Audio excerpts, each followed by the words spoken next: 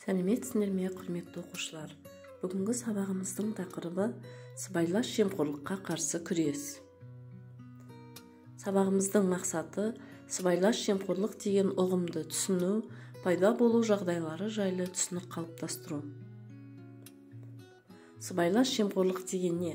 Сыбайлас жемқорлық деген параға сатып алу, пара ретінде коррупция деген латын сөзін алып анықтауға мүмкіндік береді.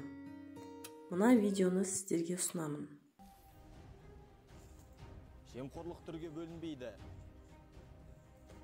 Біріншісі ұсынады, екіншісі келіседі. Нәтижесінде екеуі де зиян шегеді.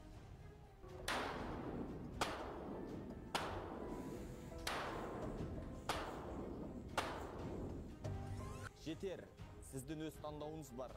Өзінен баста жемқорлыққа жол жоқ.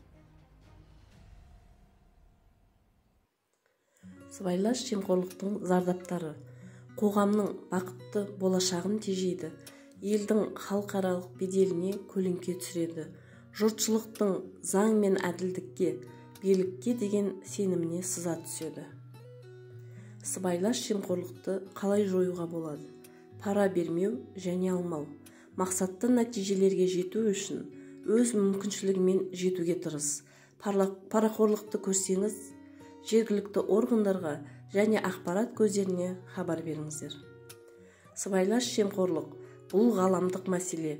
Одан әлемнің бірде-бір мемлекеті, бірде-бір саяси жүйе, бірде-бір саяси тәртіп қорғалған емес. Сондықтан бұл індетке бірлесе қарсы тұруымыз керек. Нұрсұлтан Назарбаев.